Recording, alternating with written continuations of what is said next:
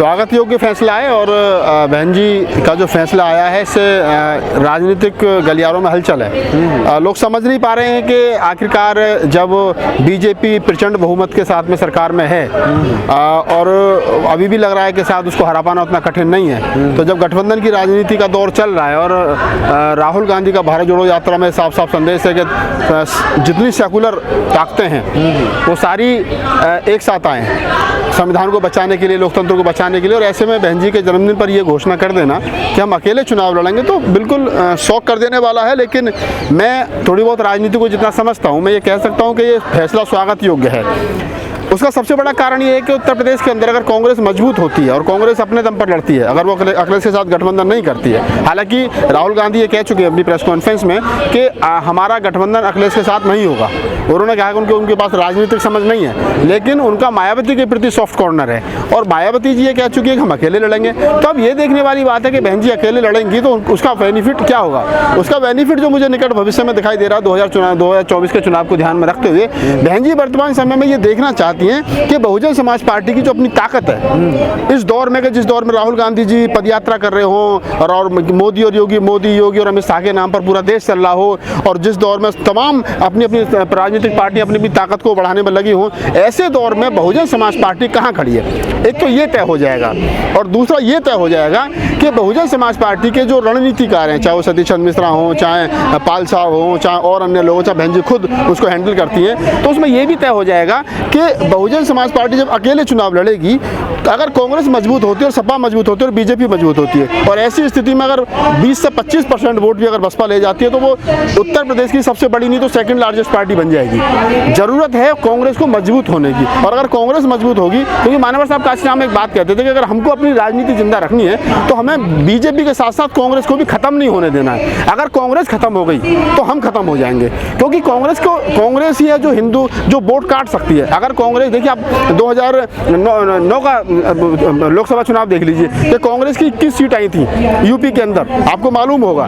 तो कांग्रेस की जब 21 आई थी तो जब बसपा की 21 थी, 22 थी, तो आप इसको देखिए कि कांग्रेस, बसपा, सपा और बीजेपी अगर तीनों लोग मिलकर के अलग अलग चुनाव लड़ते हैं और तीनों ताकत के साथ में चुनाव लड़ते हैं और अपना अपना वोट शेयर जो वो ले जाते हैं, तो बसपा उसमें एक बड़ी ताकत के रूप में निकल करके आएगी। ये मैं आपको बता रहा हूँ। ये बहन जी का जो फैसला है बिल्कुल निर्णय जो है वो सही है। आपने कहा कि 2024 के चुनाव में तय हो जाएगा कि बसपा कहाँ खड़ी है, लेकिन 2022 के चुनाव में तय हो गया ना कि बसपा कहाँ खड़ी है। 22 से 12% मैं बताइए, अब लोकसभा चुनाव में और विधानसभा चुनाव में फर्क होता है। और विधानसभा चुनाव में क्या हुआ वो हम चुनाव कवर कर रहे थे, देख रहे थे हम सारा, कि बहुजन समाज पार्टी का जो अपना कोर वोट है वो भी बीजेपी को हराने के लिए मुस्लिम वाली स्टाइल में आ गया। जैसे मुस्लिम कहता है ना कि बीजेपी को हराने के लिए कांग्रेस को वोट कर दो, सपा को कर दो, बसपा को कर दो, बीजेपी हारनी चाहिए। वही काम इस बार क्या करा कि मुस्लिम तो एक मुश्त चला गया सपा के साथ में, और जो दलित वोट बैंक था उसका भी एक बड़ा हिस्सा जो है वो भी सपा के साथ चला गया कि बहन जी अपनी हिटलर साइड चला रही है और बीजेपी को रोकना तो सपा को वोट दो। रिजल्ट क्या हुआ?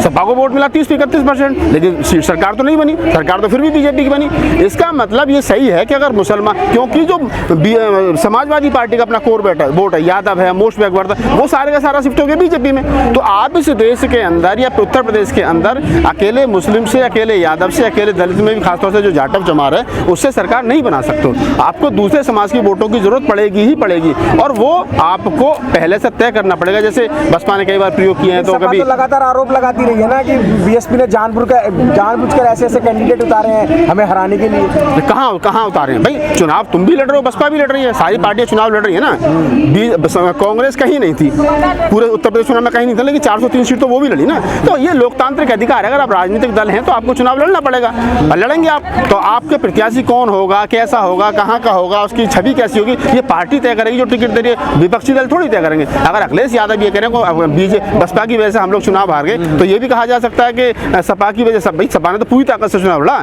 सारे के सारे बसपा के जो पुराने नेता थे वो सपा के साथ में थे। स्वामी प्रसाद मौर्य जैसे लोग थे, वो तमाम लोग जो बीजेपी में चले गए, फिर वहाँ आगे कुर्सियों के चक्कर में दद्दू प्रसाद जी भी चले गए थे एंड टाइम पे, जब टिकट नहीं मिला तो फिर भी वो बैक टू पवेलियन हो गए।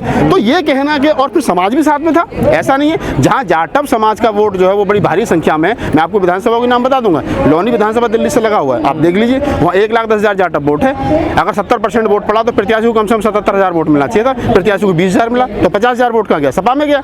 बुलंदशहर की सदर सीट है, बुलंदशहर की सदर सीट पर ईमानदारी की बात यह है कि वहाँ 90,000 जाटव वोट है, जो बहन जी की कम्युनिटी से आता, जाति से आता है, और वहाँ प्रत्याशी को 19-20,000 वोट मिला है, वही कम से कम 65,000 वोट पड़ना चाहिए, तो 35,000-40,000 वोट कहाँ गए, वहाँ शिफ्ट हो गया। तो ये क्या है कि जाटव समाज ने भी जो अपना वोट है वो भी सपा को देख लिया, उसके बावजूद भी बीजेपी नहीं हार रही है। तो मुस्लिम समाज की बात समझ में ये बात आ गई है। जैसे आपने कहा कि 2022 के चुनाव से तय हो गया कि बसपा कहाँ खड़ी है। अगर आप 2022 के चुनाव को करोगे तो फिर आजमगढ़ के उपचुनाव को कहाँ देखोगे?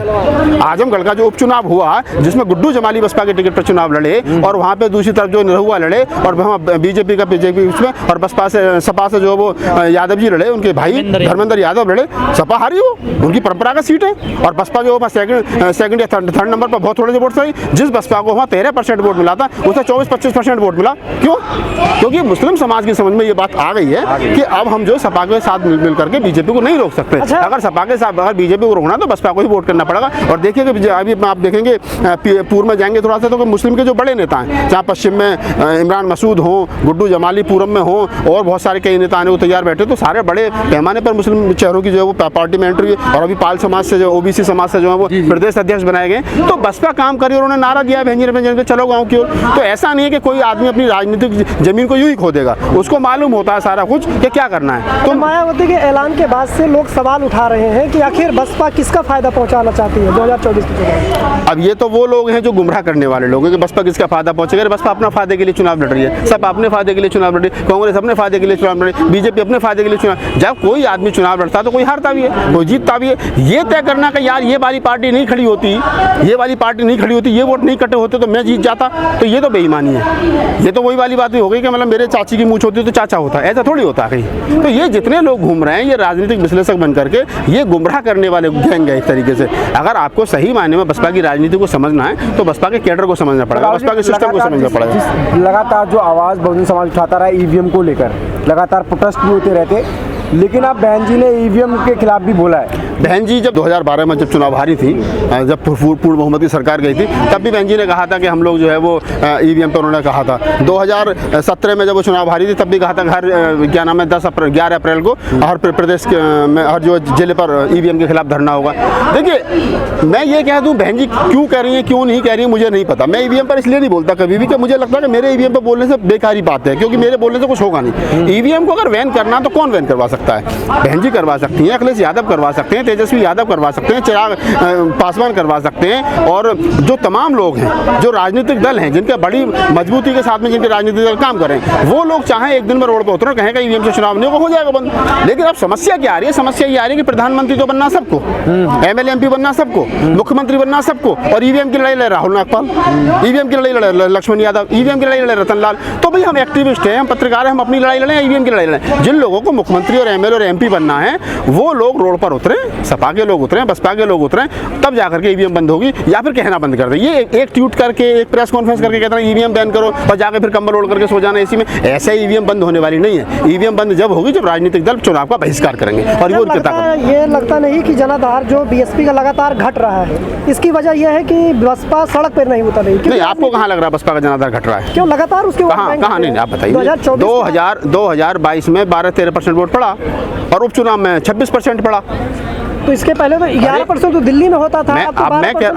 मैं यूपी की बात कर रहा हूँ आपको। यूपी में अगर उत्तर प्रदेश के विधानसभा चुनाव में 22 के में बसपा को 12% वोट पड़ा तो गुड्डू जमाली को आजमगढ़ लोकसभा सीट पर 26-27% वोट पड़ा। तो ऐसा नहीं है कि वोट ऊपर नीचे, बसपा के पास 30% ही वोट होता था, 29% पड़ा। और एक दौर ऐसा भी था कि बसपा के पास में 9.5% वोट हुआ करता था, प्रत्याशी जीत करके आते। 2014 के बाद की मैं कह रहा हूँ, मैं भी बता रहा हूँ ना, राजनीति में उतार चढ़ाव आते हैं। इसका मतलब ये नहीं कि हम किसी को खत्म समझ लें। राजनीति है, एक समय ऐसा भी था कि 84 में जब बीजेपी के पास में 2 सांसद हुआ करते थे, आज वो प्रचंड बहुमत के साथ बैठे। एक दौर ऐसा था कि जब ये नारा लगता था भारतीय राजनीति में, India is Indira, Indira is India, India ही भारत है, इंदिरा और इंदिरा जो है वो भारत है, तो ये भी नारा लगता था। आज विपक्ष में बैठने लायक नहीं, आज पदयात्रा करने पड़ रही है उसके पोते को, जिसकी दादी प्रधानमंत्री हो, जिसका बाप प्रधानमंत्री हो, जिसका नाना प्रधानमंत्री हो। तो आप समझिए राजनीति में उठापटक चलती है, और यही राजनीति में कुछ स्तर नहीं है। अगर हम ये कहने लगे कि नहीं साहब हमारा 40% वोट आता तो 40 हमारी रहेगा, तो लोकतंत्र कहाँ रह गया? क्या फिर भाई?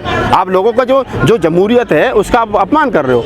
आप जो लोकतंत्र का हिस्सा, जो लोकतंत्र में लोग चाहते हैं, लोकतंत्र का मतलब क्या है? लोकतंत्र का मतलब ये है कि हर आदमी को अपनी बात कहने का, हर आदमी को अपना नेता चुनने का अधिकार है। और वो अगर आपको चुन रहा है, वो आपको अपने अधिकार के साथ चुन रहा है, तो वो इसलिए चुन रहा है क्योंकि उसको ये संविधान ने अधिकार दिया और हम उस पर टीका टिप्पणी करने वाले कोई नहीं होते। आज बसपा के पास 12% वोट है, इस समय बसपा के पास 32% वोट था, 31-32% वोट पर बसपा की पूर्ण बहुमत की सरकार थी, और अखिलेश यादव के पास 33% वोट है, 32% है, तो सरकार से आधे में भी नहीं है। तो वोट किसके पास कितना है कितना नहीं है ये देखना, ये महत्वपूर्ण है। लेकिन ये भी महत्वपूर्ण है कि वोट शेयर जो है वो जैसे पहले पड़ता था, क्या वैसे अभी भी वर्तमान में पड़ रहा है या नहीं पड़ रहा है? कमियां बहुत सारी हैं बसपा में, हमें मालूम है। 2019 में मोदी लहर था और लहर में गठबंधन के बावजूद सिर्फ 10 सीटें आती, तो इस बार क्या लगता है कि फिर बिना गठबंधन के?